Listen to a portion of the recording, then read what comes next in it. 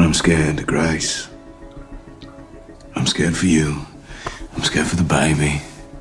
And this is how I am when I'm scared. It's unfamiliar to you, but not to me. I can be scared and carry on.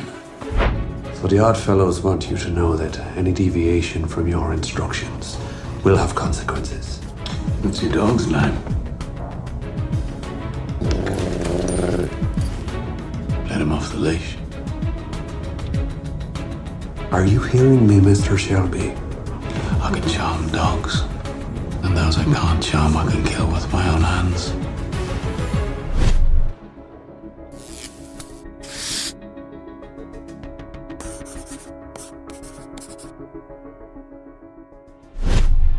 Whether in the kingdom of domesticated men or wild animals, when a creature finds themselves in a hostile environment, their fear of subservience is oftentimes manifested in hyperreactivity and perceptible in the immediacy of their movement.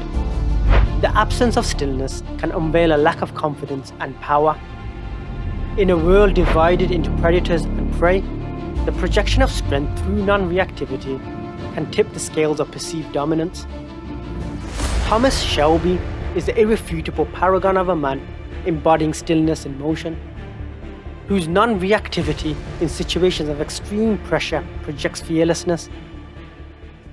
In the presence of adversaries, Tommy's behaviour is so effortless that he's virtually non-reactive. Whilst his movements are deliberate, his slowed cadence creates the illusion of apathy.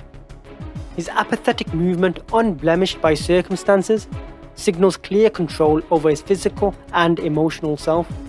To the dismay of his opponents, this demonstrates a perceived ease in what would ordinarily be a deeply distressing environment. In the company of others, Tommy unrelentingly exercises the appearance of authority, regardless of the reality of the power dynamics at play. His reactions are moderated, yet emerge languid. He responds not just metaphorically, but literally at his own pace. The magnitude of Tommy's non-reactivity is palpable in life-threatening situations, where he often continues to breathe placidly, blink strikingly slow, and maintain a soft-spoken tonality, almost as if he's running a pulse with a heartbeat lower than most. Whilst we use the term non-reactive, the irony and reality is that Tommy behaving in what appears to be apathetic is a marked reaction in itself. This is a behaviour conditioned through design by Tommy. Tommy has a distinct ability to immunize himself from being baited by antagonists. He's an extremely difficult man to provoke into acting out recklessly. He has the emotional control to not rise to insults or threats. You Birmingham people. Hey. You're all gypsies, right? So what do you live in, a tent or a caravan? I came here to discuss business with you, Mr. Solomons. Off. No. Categorical. Ridiculous. Mr. Solomons. Tommy's non-reactivity in the presence of adversaries gives the impression he's in control, when in reality he may be vulnerable and concerned. His apparent inaction allows him to preserve his diminishing energy in high-octane situations, to be used decisively towards shifting the power dynamic in his favour. Tommy's apathy instills a great frustration in his adversaries. His stillness makes them feel unnerved, inducing doubt as to the effectiveness of their strategy. You were one decision away from death. So stop f***ing smiling. Your name is Irene O'Donnell. You have a son at the Cherrywood Road School in Harborne. There are other ways of carrying out this mission. Please allow me put a bullet in this scum tinker's head. He researches his enemies. That's why he's been chosen. I am chosen. I'm chosen. Could the chosen one smoke? Tommy occasionally unmasks his non-reactive exterior, particularly around his family and close friends, allowing the true nature of his feelings to permeate. Almost always these are feelings of vexation born from the concern for his family. Tommy reserves the full extent of his apathetic display for the public domain, where his power and the security of his family is under constant threat.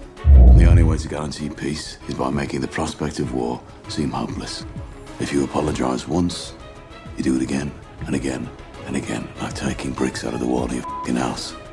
We take him tonight, that's it. Oh, right, for Christ's sake, why? Hey? Why? Why? Because we can! Because we can. And if we can, we do. And if we lift our heel off their necks now, they'll just come at us.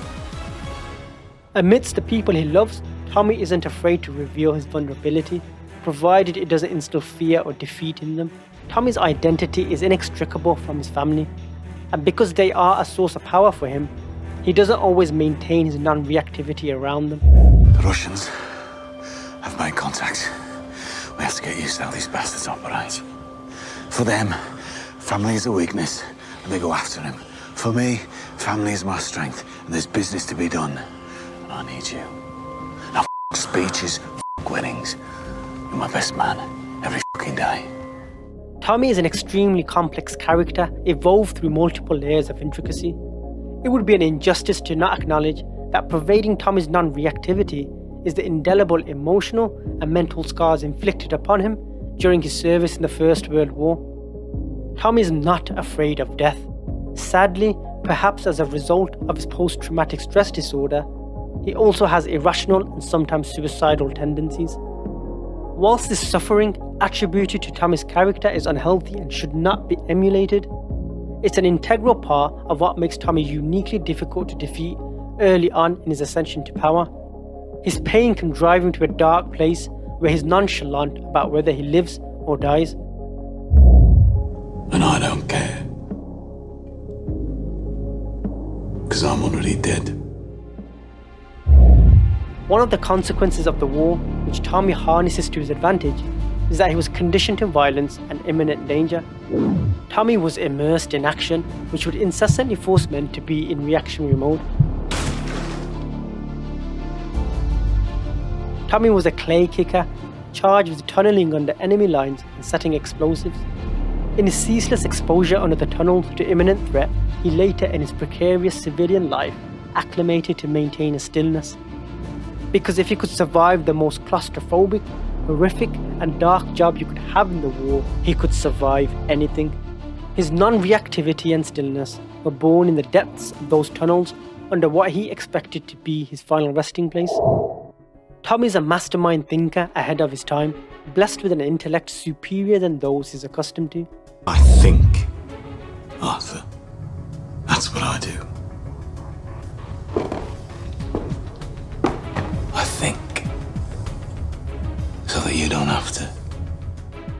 This is not a typical academic intellect born from a high IQ in literature or science through formal education. Tommy grew up impoverished and far removed from statesmen he brushes shoulders with as a businessman and politician. And that was all the money we had for the whole week. And I could never understand why people like us only had bread and lard.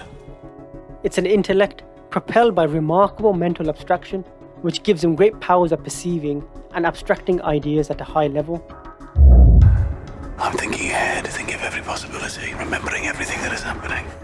As emotional as he is, Tommy understands the art of disconnecting his feelings from his actions and in public practices emotional detachment. You know, gentlemen, there is hell. And there is another place below hell. I will remember everything. I forget nothing. Tommy has an unstoppable pursuit for achievement, to succeed and rise to the upper echelons of power. His ambition is driven by the desire for autonomy and self-determination, to no longer be at the mercy of the commands of government or any other group of people, ordered around as he was during the war as a tunneler, and derided about his lowly position in society as a gypsy.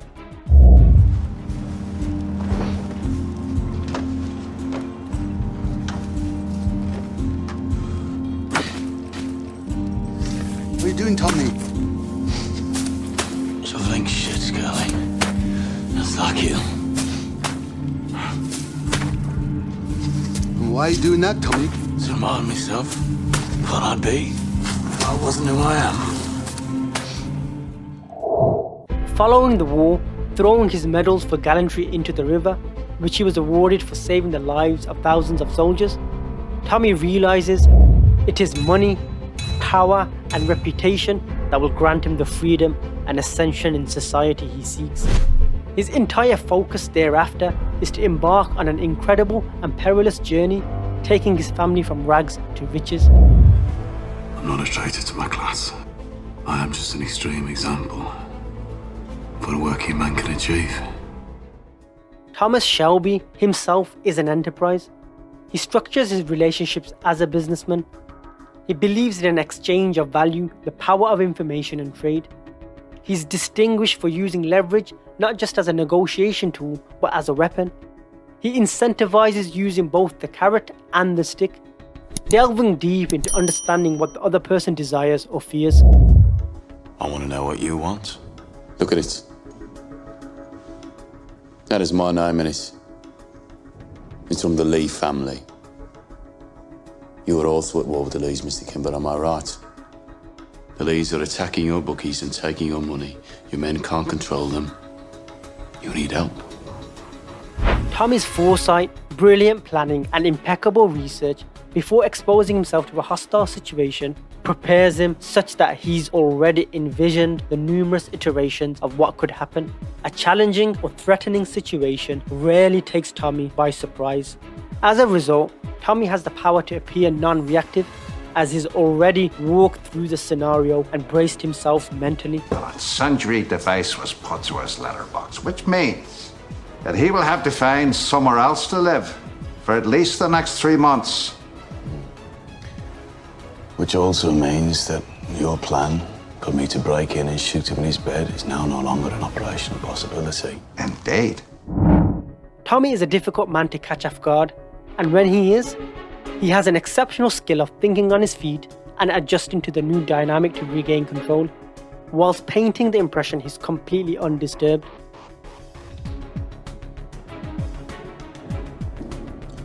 We appear to have taken you by surprise. I have adjusted it. Since the socialists got into Downing Street, we are all being followed. We have to meet in places where we'd meet anyway. You should have stopped by Small Heath. I could have given you a more traditional welcome. It is the elixir of abstract intelligence, emotional detachment, enterprise-driven relationships, and relentless ambition to ascend, poured into the vessel of a battle-hardened man who considers himself already dead, that provides a potent fuel to Tommy's non-reactivity.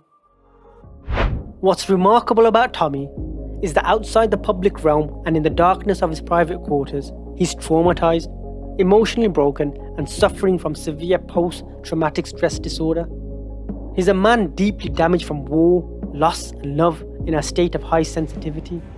Yet, out there in the world of predatorial adversaries, he's distinguished himself as the embodiment of stillness. He is terrifyingly calm and a man not just at the controls, but in